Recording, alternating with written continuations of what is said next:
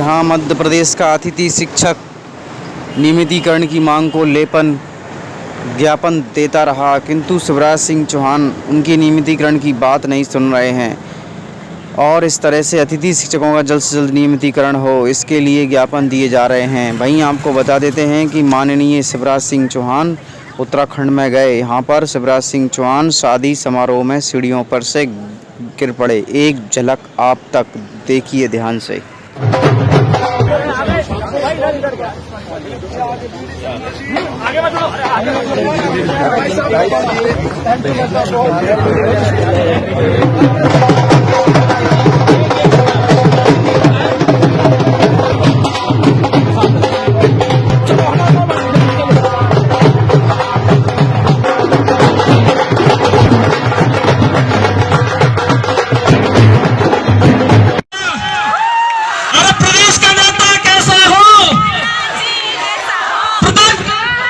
इस बात को दोहरानी नहीं है। मध्य प्रदेश के अतिथि शिक्षकों के साथ भेदभाव किया जा रहा है। विदिशा के एक संकुल में 2 प्रकार की सैलरी बनाई गई, जो कि स्क्रीन पर दिखाई गई है।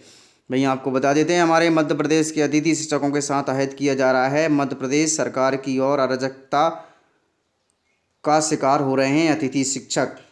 सिहोरा मंझौली इकाई ने सीएम के नाम ज्ञापन सौंपा है। इस तरह से आपको बता देते हैं कि ज्ञापन में सौंपने वाले मध्य प्रदेश के अतिथि शिक्षकों ने लगाई गुहार कि जल्द से जल्द अतिथि शिक्षकों का नियमित किया जाए।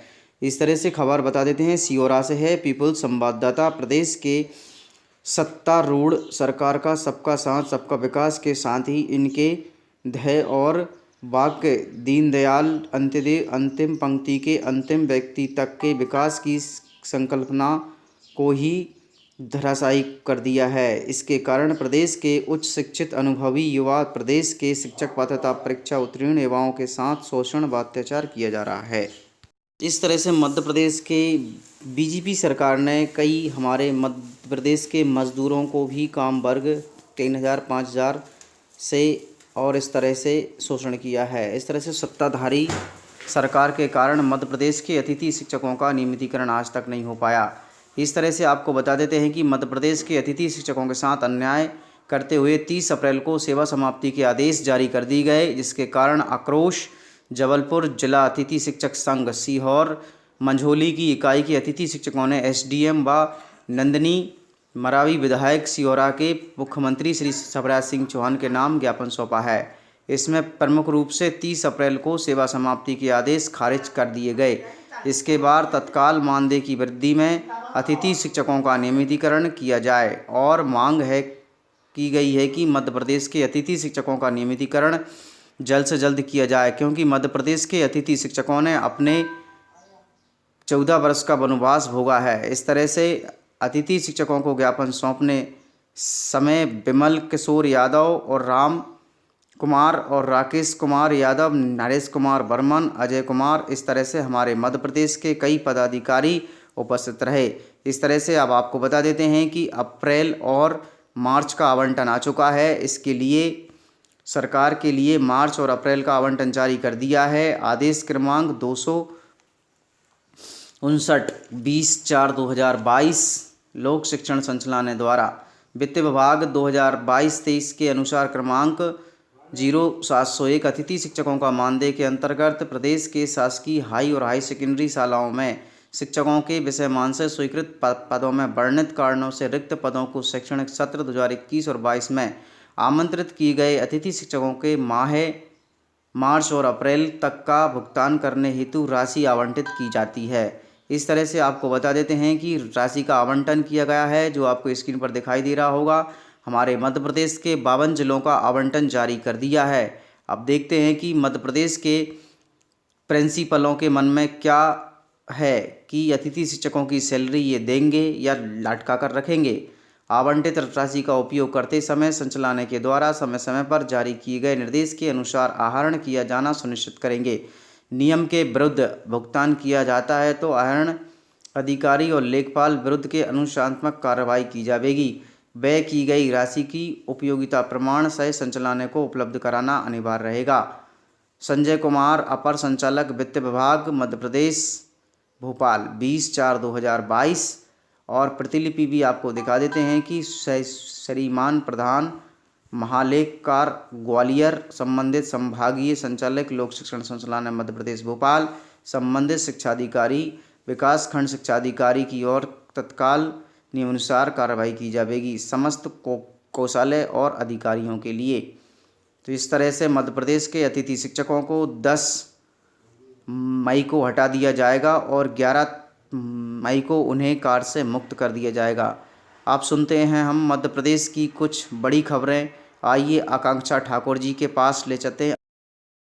के साथ आकांक्षा ठाकुर। मध्य प्रदेश में खरगोन में रामनवमी के दिन जो हिंसा हुई उसके बाद लगातार बुलडोजर की कार्रवाई जो है वो जारी है। गृह मंत्री नरोत्तम मिश्रा लगातार और जो दूसरे बीजेपी के नेता हैं वो भी इस बारे में बयान देते रहे हैं कि जो उपद्रवी थे, जो दंगाई थे, उनके ऊपर ये कार्रवाई की गई है।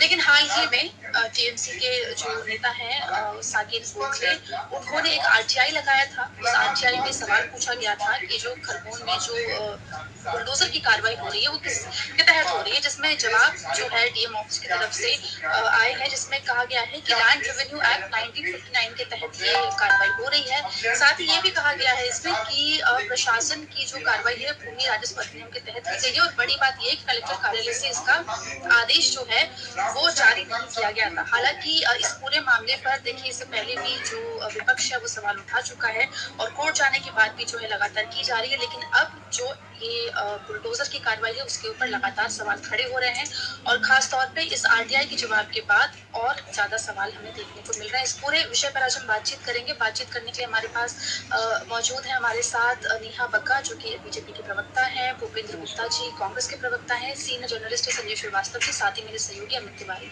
नेहा जी, भूपेंद्र जी, संजीव जी, आप सबका स्वागत है अमित तक।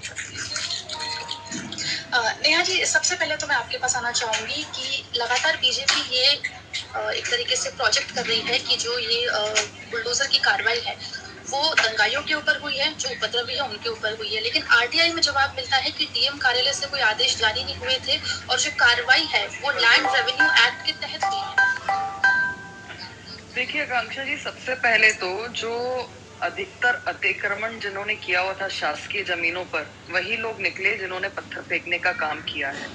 और शिवराज जी के शासन में एक बात तय मानिए कि जो शासकीय जमीन पर अतिक्रमण करेगा, जो गुंडागर्दी करेगा, उसे बख्शा नहीं जाएगा और कोई निर्दोष होगा तो उस पर कार्रवाई नहीं होगी, ये भी स्पष्ट है। मगर ये बात समझ में नहीं आती कि जब भी किसी अतिक्रमणकारी पर कार्रवाई होती है तो कांग्रेस छाती क्यों पीटने लग जाती है। जब भी कोई धार्मिक उत्माद पैदा करने की कोशिश करता है तो कांग्रेस उनके पक्ष में क्यों खड़े हो जाती है। जब टेंशन का माहौल होता है कहीं पर तो वहां पर दिग्विजय सिंह आकर झूठा ट्वीट क्यों करते हैं, गलत तस्वीर क्यों दिखाने लग जाते हैं। और सबसे बड़ा सवाल ये है कि आतंकवादी मरते हैं तो रात को कोर्ट खुलवाने पहुंच जाते हैं, अगर धार्मिक उन्माद फैलाते हैं तो इनके नेता दिखाई देने लग जाते हैं, अगर हिंदुओं को टेररिस्ट कहना होता है तो इनके नेता सामने आ जाते हैं। पर ये बात आप स्पष्ट मानिए कि चाहे आरटीआई हो, और आरटीआई में जो कहा है उससे उसको कौन नकार रहा है। हम भी यही कह रहे हैं कि जो अतिक्रमणकारी हैं, जिन्होंने शासकीय जमीन पर कब्जा करके रखा हुआ है, वही अधिकतर लोग निकले हैं जिन्होंने धार्मिक उन्माद पैदा करने का प्रयास किया है।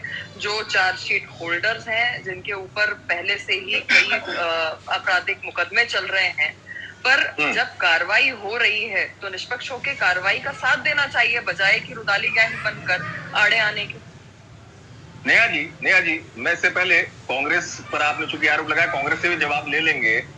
अगर अतिक्रमण पहले से था तो अतिक्रमण जो चिन्हित किया गया वो 10 फरवरी के बाद ही चिन्हित करने का अवसर मिला प्रशासन को। अतिक्रमण तो अतिक्रमण है, वो पहले जी अमित जी, देखिए, मुझे लगता है कि ये जो नैरेटिव सेट करने की कांग्रेस प्रयास कर रही है उसमें हम सबको ट्रैप नहीं होना है, क्योंकि मध्य प्रदेश की सरकार ऐसा नहीं है। बुलडोजर का नाम शायद हमने एक जो बहुत बड़ी आबादी है उसने शायद यूपी चुनाव के समय सुना होगा या उसको प्रोजेक्ट किया होगा, पर मध्य प्रदेश के अंदर पिछले 2 साल से अतिक्रमणकारियों पर कार्रवाई हो रही है। 2 साल इसलिए कह रही हूँ क्योंकि अभी हम चौथी बार सरकार में 2 साल पहले आए हैं, पूर्व में भी होती रही है जब 15 साल की सरकार रही है। और मुझे लगता है कि अगर आपके पास जानकारी नहीं हो तो इस बात को स्पष्ट कर दूं कि लगभग 20 लाख एकड़ की जो जमीन है वो छुड़वाने का काम किया है 2 साल। 20,000 एकड़ के 20 लाख एकड़, 20,000 एकड़ जो जमीन है। आपने लाख का आंकड़े मुझे याद रहते हैं, मैं आंकड़े संजीव भाई बता देंगे। संजीव भाई आंकड़े पढ़ता हूँ मैं बहुत, संजीव भाई को पता है मैं आंकड़े पढ़ता बहुत हूँ। नहीं, आपने आंकड़ा पढ़ा भी सही है। 20,000 एकड़ की जो जमीन है वो माननीय मुख्यमंत्री शिवराज सिंह चौहान जी ने 2 साल के अंदर जो है उसको शासकीय जमीन को खाली करवाने का काम किया है, जिसको आने वाले समय में गरीबों को दिया जाएगा, उनके पट्टे उपलब्ध करवाए जाएंगे, उनको आवास उपलब्ध करवाया जाएगा उन स्थानों पर। तो ये बात एक तरफ है कि जहां पर अवैध कब्जे थे उस पर कार्रवाई हो रही है और निरंतर हो रही है, और ये खरगोन की जो घटना है उसको एक नजरिए से देखना, एक धर्म विशेष से देखना, ये भारतीय जनता पार्टी की ना सरकार करती है। और भारतीय जनता पार्टी की सरकार का तो नारा है सबका साथ सबका विकास, हम सबको साथ में लेकर चलते हैं, पर गुंडाइयों को और इस प्रकार के अतिक्रमणकारियों को अगर आप एक वर्ग विशेष से जोड़कर देखेंगे तो वो सही नहीं होगा, कार्रवाई में बाधा पैदा करने का कार्य करेगा। वर्ग विशेष से ज्यादा यहाँ पर बात प्रशासन के जवाब की हो गई नेहा जी। दरअसल आप उसको उस परिप्रेक्ष्य में ले रही हैं कि आप उसे वर्ग विशेष से कह रही हैं, और ना मेरा या आकांक्षा जी का सवाल वो नहीं है। सवाल ये है कि प्रशासन के जवाब से निकला क्या। एक लॉजिक होता है ना कि चलने का किसी चीज का, कि हमने तो चलाया नहीं लॉजिक। हम कांग्रेस के पास जाए इससे पहले संजीव भाई से पूछ लेते हैं। संजीव जी, आप बता दीजिए, मैंने जो सवाल किया था, आप वरिष्ठ पत्रकार हैं, जितना आप अच्छा सियासत को समझते हैं संजीव भाई, उतना अच्छा आप प्रशासन की दक्षता को भी जानते हैं, प्रशासन की कार्यशैली को भी जानते हैं। तो जो जवाब आया इसको आप कैसे देखते हैं एक वरिष्ठ पत्रकार के तौर पे, जिसमें उन्होंने कहा कि हमने उन पर नहीं चलाया जिन पर आरोप थे। देखिए, का जवाब तो साफ साफ आया कि अतिक्रमण पहले से था, चिन्हित था। सवाल वही है, टाइमिंग का सवाल है। नेहा जी अपनी जगह सही है, नेहा जी जो कह रही है सरकार कर रही है, टाइमिंग है नंबर 1। नंबर 2, जो जितनी कार्रवाई हो रही है, हर कार्रवाई में जो नाम आ रहे हैं, भाई कई सारे निर्दोषों के नाम आए। अभी वही आया, खरगोन से आया। खरगोन में आपने एक प्रधानमंत्री आवास योजना के तहत बना हुआ घर तोड़ दिया। वो माँ रोती रही, कहती रही उसका बेटा था ही नहीं, इन्वॉल्व नहीं था, तोड़ दिया गया। 2 चीजें उसमें उत्पन्न हुई कि या तो उसको गलत पीएमआर प्रधानमंत्री आवास जो है गलत मिला था, उसको वहां चूक हुई थी अफसरों से, और यदि वहां चूक नहीं हुई तो बाद में बड़ी चूक सामने आप कह रहे हैं हम बना के देंगे। एक नंबर 2, जब हम बड़वानी में दंगा हुआ, सेंधवा में जब एक्शन हुआ, ऐसे 3 लोगों के खिलाफ मामला दर्ज हो गया जो उस पूरे के पूरे दंगे के दौरान जेल में बंद थे। उसको बंद होने की प्रेस कॉन्फ्रेंस एसपी ने की थी। 11 मार्च को एसपी ने कहा कि इनको हत्या के आरोप में बंद किया गया है। फिर वो उनको आपने जब बाद में दंगा हुआ इस अभी अप्रैल में, उनको आपने उनपे न केवल आरोपी बनाया बल्कि उसमें से 3 में से 1 का घर तोड़ दिया, तीनों मुस्लिम थे। अब उस पे नहीं आते। फिर आप आइए खरगोन में, एक वो जो जिसके दोनों हाथ नहीं थे, एक वो जो दिव्यांग था, उसकी गुमटी तोड़ दी गई। जब उसने गुमटी तोड़ी, उसने मीडिया के सामने कहा, उसको मैनेज किया गया। मैनेज करने के बाद में उसने उसके आया उसका वीडियो के साथ, मेरी गुमटी तो टूटी ही नहीं है, जबकि पहले जो आई थी उसमें गुमटी टूटी, सारी तस्वीरें आई, सब कुछ बताया। फिर उस लड़के से जब बात की, मैंने खुद ने बात की, उसने कहा था मेरे पास सीएमओ खरगोन आई थी, खरगोन सीएमओ पहुंची, उन्होंने मुझे कहा कि साहब आप जो है शांति सौहार्द के लिए ये इतना बोल दीजिए कि गुमटी प्रशासन ने नहीं तोड़ी। मतलब ये मैनेजमेंट जो है, फिर उसने सारी कहानी पूरी की पूरी बताई, क्या हुआ, कैसे हुआ। कुल मिलाकर जो आप कह रहे हैं अमित, जो आप कह रहे हैं, या नेहा जो करी, मुझे नेहा से कहीं कोई बनी, लेकिन टाइमिंग नंबर 1, अगर ऐसा था अतिक्रमण तो पहले क्यों नहीं चलता। बुलडोजर तब चलता है जब इस तरीके के कोई, मोस्टली आप अगर पूरे का पूरा उठाइएगा, न केवल मध्य प्रदेश, अदर स्टेट भी जहाँ बीजेपी शासित राज्य है, आप बिल्कुल कार्रवाई करिए, लेकिन चुन कर जो कर, उसमें बहुत सारे ऐसे प्रकरण सामने आए जिसमें बाद में आपको बैकफुट पे आना पड़ा। तो सरकार बैकफुट पे, ये प्रशासन बैकफुट पे आया है। यूपी में भी कई सारे ऐसे किस्से हुए। अभी वो ये रहा है कि 2023 में मध्य प्रदेश चुनाव जब होगा तो जोड़ के सब चीजें देखी जाती हैं। उसको कोई ना बीजेपी मना कर सकती है, ना कांग्रेस, ना हम पत्रकार विश्लेषक जितने भी हैं, किसी को कोई कहीं कोई ये नहीं। हम बिल्कुल साफ है, जो आप करिएगा। हम पहले भी करते थे, आज तो ये होने लगा है कि साहब वो पर्टिकुलर पत्रकार कांग्रेस का है, जब कांग्रेस होती थी उन्होंने कहा था तो बीजेपी का पत्रकार है। एक स्ट्रोक में सब चीजें होने लगी है।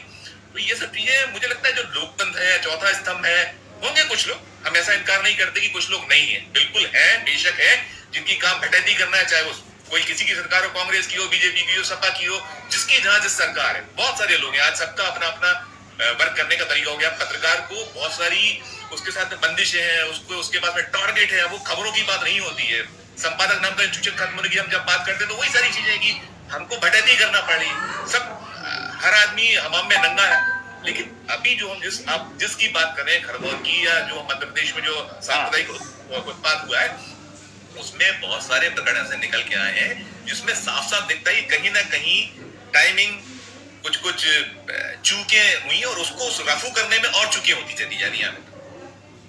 ठीक ठीक, आकांक्षा, हम भूपेंद्र जी से भी सवाल पूछ ही लेते हैं। भूपेंद्र जी, नेहा जी कह रहे हैं कि कांग्रेस को हर चीज में दिक्कत है, वो सरकार अगर एक्शन ना ले तो दिक्कत है, अगर सरकार सख्ती ना बरते तो आपको दिक्कत है, तो सख्ती बरत ले तो फिर आप कहेंगे कि काल जगह बुलडोजर चल रहा है। कांग्रेस पर आरोप है नेहा जी का। नेहा जी ने बहुत ही सुंदर आरोप लगाए हैं, इतने सुंदर की पूरा विश्व चकित है, और ये विश्व की सबसे विख्यात और सबसे जो है विद्वान प्रवक्ता है। भारतीय जनता पार्टी ने एक नया हीरा प्रदेश के सामने प्रस्तुत किया है। अभी आप कह रही थी कि जो है कांग्रेस पार्टी छाती पीटने लगती है। छाती आपकी पार्टी का पेटेंट है, 56 इंच की छाती आपकी पार्टी लिए घूमती है, और जो है आतंकवादियों को घर तक छोड़ने जाती है। देश तो माथा पीटता है। आपने रूबिया के लिए आतंकवादियों को छोड़ा, देश ने माथा पीटा। आप जो है कंधार तक छोड़ने गए प्लेन में बिठा के आतंकवादियों को, देश ने माथा पीटा। आपने 11,000 आतंकवादियों को जो है सत्ता में भागीदारी मलाई खाने के लिए आपने महबूबा मुफ्ती के साथ 11,000 पत्थरबाजों को जेल से छोड़ा। पूरे देश ने माथा पीटा, आप छाती भी नहीं पीट पाए, तालियां पीटो, आप थालियां पीटने लगे। और आप जो है मजाक तो यहाँ तक कि भारत की जो पठानकोट एयरबेस की जांच आपने पाकिस्तान की ISI एजेंसी से करा ली, देश ने माथा पीटा, आपने थाली बजाई। आप जो है आप कर क्या रहे हैं? मध्य प्रदेश में सिम्बी के लोग आतंकवादी जेल से आम माफी में 26 जनवरी को रिहा कर दिए गए, पूरे प्रदेश ने माथा पीटा, आपने जो है थाली पीटी। ये आपका चरित्र है, आपकी पार्टी का ये चरित्र है। नहीं, उनका ये कहना है खरगोन में बुलडोजर चलने से कांग्रेस को क्या दिक्कत है? खरगोन में बुलडोजर चल रहा है, कांग्रेस को दिक्कत क्या है? हमें कोई दिक्कत नहीं है। दिक्कत तो इनको, ये झूठ क्यों बोल रहे हैं? इनका मुख्यमंत्री कह रहा है कि हमने जो है आतंकवादियों पर, दंगाइयों पर वो चलाया, और इनकी कलेक्टर कह रही कि हमने तो चलाया ही नहीं है। कलेक्टर ने उस आदेश में एक और लाइन लिखी है उस लोक सूचना अधिकारी ने कि हमारे कार्यालय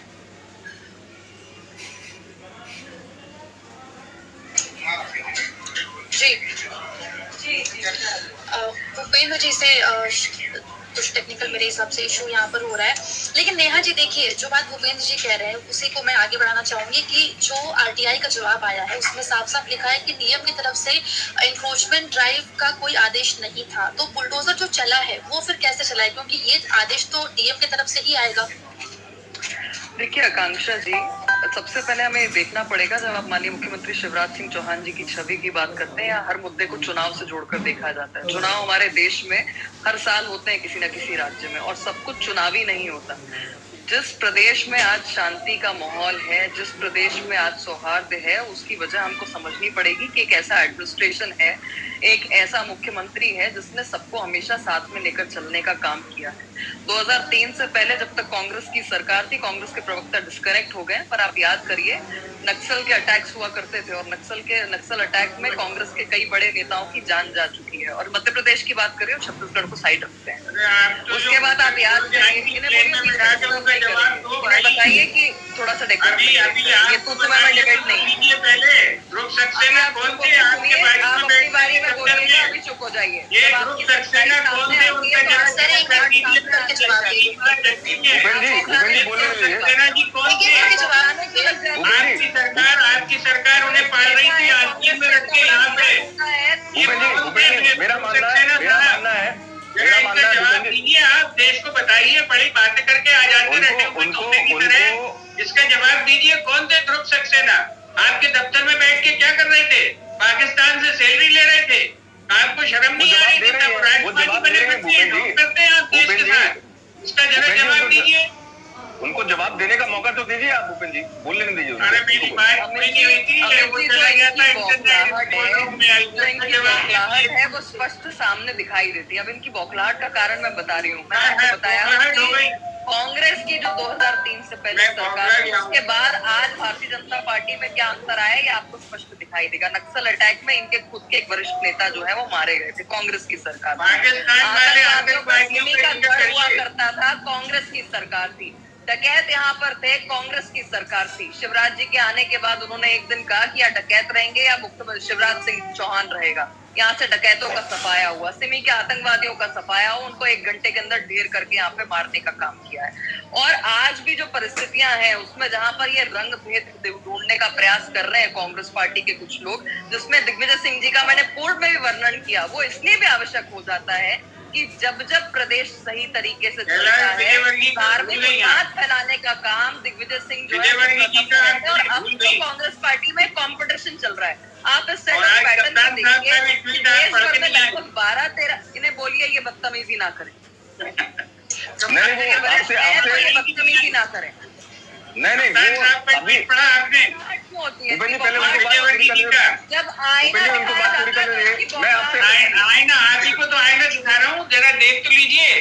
कप्तान साहब विजयवर्गीय जी के ट्वीट का साथ में जिक्र कर दीजिए और राजा साहब का भी करिए, कोई प्रॉब्लम नहीं, मगर हिम्मत करिए जरा विजयवर्गीय जी के ट्वीट का जिक्र करिए। भूपेंद्र जी वो तब तुम कर पाएंगे स्पष्ट बात को, पहले एक बार आप सुन लीजिए, पहले सुन लीजिए। उनके वाला जो सिस्टम है इस देश से अब खत्म हो चुका है, ये आप लोग परंपरा निभाइए, आपके होंगे राजा साहब। देश में परंपरा का जिक्र करिए, जो चरित्र है वो क्या है, किस प्रकार से वो लोगों को लड़ाने का काम करते हैं, झूठ परोसने का काम करते हैं, और जबकि मुख्यमंत्री जैसे अहम पद पर रह चुके हैं। तो इस बात का वर्णन बार बार होगा और जनता ही करती है। और दंगाई कांग्रेस का जो एक ट्विटर पे जो पूरा ट्रेंड चला था, वो देश भर की जनता ने चलाया था। उसका कारण ये है कि आप देखिए बाटला, नेहा जी माफ कीजिए, मैं आपको थोड़ा सा नेहा जी थोड़ा सा रोक रहा हूँ, थोड़ा सा। मैं चाहता हूँ कि देखिए जो हमें देखते हैं हजारों लाखों लोग, तो वो भी हमारी आपकी आकांक्षा की आवाज, संजीव जी की आवाज एक अच्छे से सुने, उनको जवाब भी संतोषजनक मिले और वो समझे बात को। एक छोटा सा सवाल जो आकांक्षा ने किया था, उस पर एक छोटी सी, मैं कांग्रेस बनाम बीजेपी में अभी नहीं जाना चाहता हूँ, कि कलेक्टर के जवाब को आप किस तरीके से देखती हैं? बस मेरा ये सवाल जो आकांक्षा ने किया। कलेक्टर ने जो जवाब दिया है उसके सारे मायने जो है वो स्पष्ट हैं। और जिस तरीके से संजीव जी ने बताया, मैंने भी उस बात को पूर्व में रखा था कि जो लोग चिन्हित थे, जिन्होंने शासकीय जमीन पर कब्जा करके रखा था, अतिक्रमण की कार्रवाई उन पर पहले से हो रही थी, और इस अतिक्रमण की कार्रवाई के दौरान ही एक घटना हो गई है। जब शोभा यात्रा निकल रही थी, कुछ दंगाइयों ने पत्थर फेंकने का काम किया, वहां पर आपसी धार्मिक उन्माद पैदा हुआ, और उसमें अधिकतर लोग वही निकले जिन्होंने कब्जे करके रखे थे, उन पर कार्रवाई की गई है। बाकी हम सब जानते हैं कि कानून, प्रशासन, संविधान हम सब फॉलो करते हैं, और इन लोगों को जिनको पकड़ा है वो कोर्ट के तहत उन पर जो भी सजा होगी, कार्रवाई होगी, वो हमारे सामने आएगी। पर ये बात आप तय मानिए कि जो भी दंगाई हैं, जो भी इस प्रकार के अतिक्रमणकारी हैं, उन पर कार्रवाई होती रही है मध्य प्रदेश में, और आगे भी होगी। अब इसको कलर में पेंट करना है तो कांग्रेस स्वतंत्र है, पर भारतीय जनता पार्टी ने ना कभी रंग भेद देखा है और ना कभी जात पात के हिसाब से कार्रवाई की है। कार्रवाई गुंडाइयों की हुई है, अगर वो धर्म विशेष से निकलते हैं तो ये सोचने लायक, ये विचार करने योग्य। नहीं, लेकिन उसमें कुछ सवाल लिखे ना, जो आप कह रहे, संजीव जी का आप जिक्र कर रहे थे। संजीव ने शुरुआत में कहा था कि भ्रम या संशय कब आता है नेहा जी? संशय तब आता है जब कहीं ना कहीं कुछ कमी होती है। चलिए, मैंने आपकी इस बात को मान लिया कि एक्शन जो है वो शक्ति भरा एक्शन जिन पर जरूरी था उन पर आपके प्रशासन ने लिया, लेकिन जो पीएम आवास का जिक्र कर रहे थे संजीव जी, देखिए जहां सवाल उठेंगे, जहां कुछ ना कुछ चीजें भ्रम होगा, वो तब भ्रम होगा या सवाल तब उठेंगे जब आपने जिन कलेक्टर की बात की है उन्होंने इसका पूरा स्पष्टीकरण दिया है, और साथ साथ में जिस प्रकार से जिन लोगों का एफआईआर में नाम आया है, जो थाने के अंदर, ये कॉन्स्पिरेसीज हमने पूर्व में भी देखी कि अंदर बैठकर, बाहर बैठकर लोग किस तरीके से सारी चीजों को डिजाइन करते हैं। एक सेट प्लेटफॉर्म को डिसाइड किया जाता है, एक सेट पैटर्न होता है, और ये पैटर्न सिर्फ खरगोन का नहीं है। आप देश भर में जहां जहां पर शोभा यात्रा में पत्थरबाजी हुई है, आप एक सेट पैटर्न देखेंगे, सेट पैटर्न के लोगों को देखेंगे, एक ही तरीका है, शोभा यात्रा है, फेंकने वाले भी वही लोग हैं, जहां से पत्थर फेंका जा रहा है, गोली चलाई जा रही है। तो इसमें कहीं पर भी कुछ भी अलग नहीं है कि खरगोन को हमें किसी अलग दृष्टि से देखने की जरूरत है, और राजस्थान को किसी अलग दृष्टि से, या झारखंड को किसी अलग दृष्टि से, या गुजरात को किसी अलग दृष्टि से। पैटर्न वही है। कार्रवाई जो हो रही है ये सिर्फ दंगाइयों पर हो रही है, और इसमें मैंने पूर्व में भी कहा था कि गलत जो है, जिन्होंने इसमें हिस्सा लिया है उन्हें बख्शा नहीं जाएगा, और जो सही है उनको इनसे दूर रखा जाएगा। जी भूपेंद्र जी, आप अपनी बात रख लीजिए। ये बड़ी महत्वपूर्ण बातें नेहा जी ने कही है, जिन पर हमें बड़ा विचार करना चाहिए। Thanks for watching. Like and comments and subscribe.